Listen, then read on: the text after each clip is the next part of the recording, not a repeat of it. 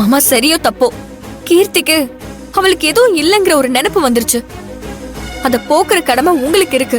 அவளுக்கு இனிமே அப்படி வராதுங்கிற ஒரு உத்தரவாதத்தை நீங்க தான் கொடுக்கணும்.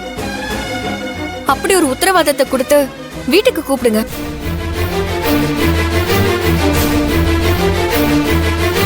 இத பாருங்க, எனக்குன்னு ஒண்ணும் பெருசா எந்த ஆசையும் கிடையாது.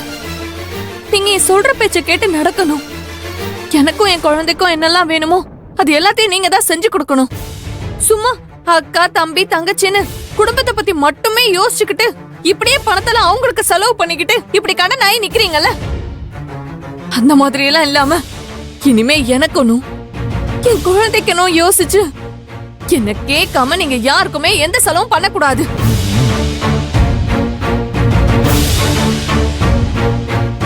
என்ன செய்யறதா இருந்தாலும் ஏன் முடிவையும் நீங்க கேட்டுதான் நடக்கணும். அதோட எனக்கு பிடிமானம் வர மாதிரி என் பேர்ல சின்னதா ஏதோ நகையும் இடமும் இருக்கணும். இதெல்லாம் ஒண்ணும் நான் எனக்காக கேட்கலங்க. என் வயித்துல வளர்ற நம்ம குழந்தை எதுவுமே இல்லாம இருக்க கூடாதுன்னு சொல்றாங்க. அதுக்குதான் நான் கேக்குறேன்.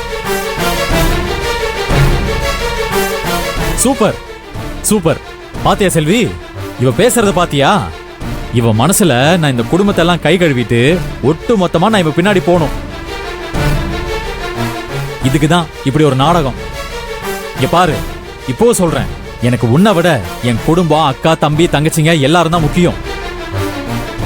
இதை அட்ஜஸ்ட் பண்ணிட்டு என் கூட குடும்பம் நடத்துறதா இருந்தா நடத்து. இல்ல மாமா இப்போ எதுக்கு இப்படி கோவப்படுறீங்க? அவ கேக்குறது ஒண்ணும் எனக்கு தப்பா தெரியல. மத்த பொண்ணுங்களா ஒரு புருஷன்கிட்ட ஆசைப்படாததையே அவ ஆசைப்பட்டுட்டா. சராசரி எல்லா பொண்ணுங்களுக்கும் இருக்கிற அதே ஆசைதானே கீர்த்திக்கும் இருக்கு.